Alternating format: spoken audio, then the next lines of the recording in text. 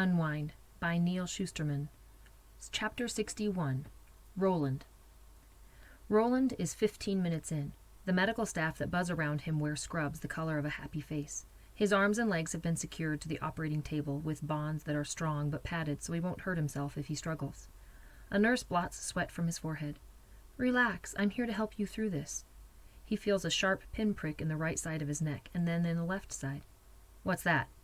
"That," says the nurse, "is the only pain you'll be feeling today." "This is it, then," Roland says. "You're putting me under?" Although he can't see her mouth beneath her surgical mask, he can see the smile in her eyes. "Not at all," she says. "By law, you're required to keep your conscious through the entire process." The nurse takes his hand. "You have a right to know everything that's happening to you, every step of the way." "What if I don't want to?" "You will," says one of the surgical assistants, wiping Roland's legs down with brown surgical scrub. "Everybody does." "We've just inserted catheters into your carotid artery and jugular vein," says the nurse. "Right now, your blood is being replaced with a synthetic oxygen-rich solution." "We send the real stuff straight to the blood bank," says the assistant at his feet. "Not a bit gets wasted. You can bet you'll be saving lives." The oxygen solution also contains an anesthetic that deadens pain receptors. The nurse pats his hand. "You'll be fully conscious, but you won't feel a thing." Already Roland feels his limbs starting to go numb. He swallows hard. "I hate this. I hate you. I hate all of you." "I understand." 28 minutes in. The first set of surgeons has arrived. "Don't mind them," says the nurse. "Talk to me." "What do we talk about?" "Anything you want." Someone drops an instrument. It clatters on the table and falls to the floor. Roland flinches. The nurse holds his hand tighter. "You may feel a tugging sensation near your ankles," says one of the surgeons at the foot of the table. "It's nothing to worry about." 45 minutes in.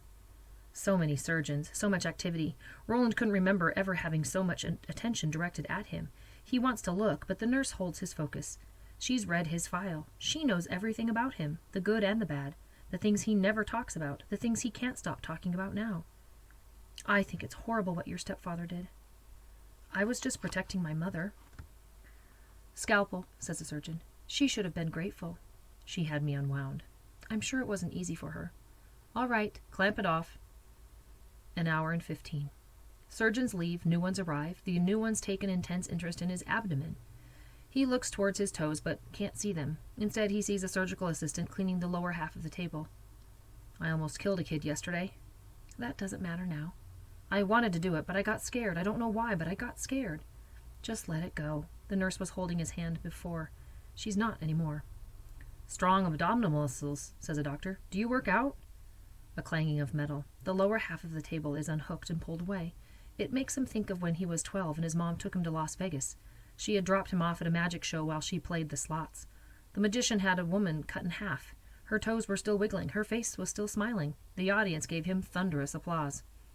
Now Roland feels discomfort in his gut. Discomfort, a tickling sensation, but no pain. The surgeons lift things away. He tries not to look, but he can't help it. There's no blood, just the oxygen-rich solution, which is fluorescent green, like antifreeze. "I'm scared," he says. "I know," says the nurse. "I want you all to go to hell." "That's natural."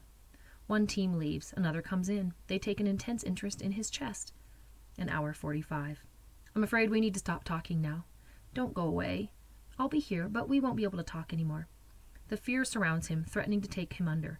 He tries to replace it with anger, but the fear is too strong. He tries to replace it with the satisfaction that Connor will be taken very soon, but not even that makes him feel better.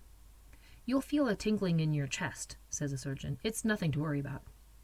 2 hours, 5 minutes. "Blink twice if you can hear me." Blink, blink. "You're being very brave."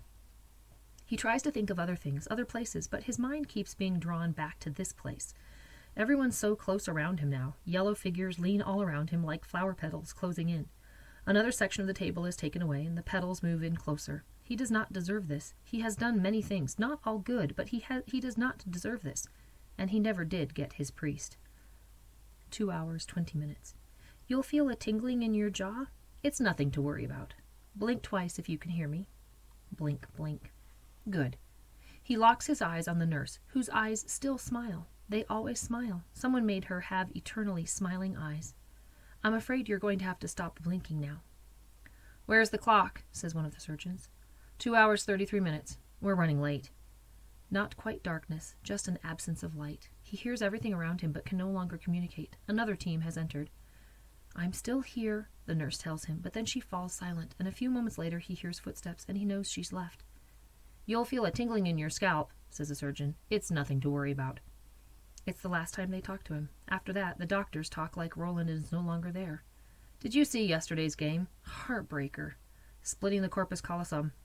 Nice technique. Well, it's not brain surgery. Laughter all around. Memories tweak and spark. Faces. Dreamlike pulses of light deep in his mind. Feelings. Things he hasn't thought about in years. The memories bloom, and then they're gone. When Roland was 10, he broke his arm. The doctor told his mom he could have a new arm, or a cast. The cast was cheaper. He drew a shark on it. When the cast came off, he got a tattoo to mark the shark permanent. If they had just made that three-pointer, it'll be the Bulls again, or the Lakers. Starting in the left cerebral cortex, another memory tweaks. When I was 6, my father went to jail for something he did before I got born. I never knew what he did, but Mom says I'm just the same. The Suns don't stand a chance. Well, if they had a decent coaching staff. Left temporal lobe?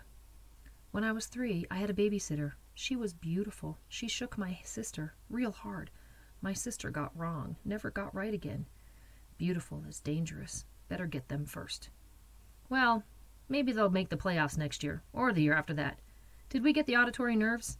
Not yet. Getting them right. I'm alone, and I'm crying, and no one's coming to the crib, and the nightlight burned out, and I'm mad. I'm so mad. Left frontal lobe. I don't feel so good. Left occipital lobe. I don't remember where. Left parietal lobe. I can't remember my name, but, right temporal. But I'm still here. Right frontal. I'm still here. Right occipital. I'm still right parietal. I'm cerebellum. I'm thalamus. I hypothalamus. I hippocampus. Medulla. Where's the clock? 3 hours, 19 minutes. All right, I'm on break. Prep for the next one.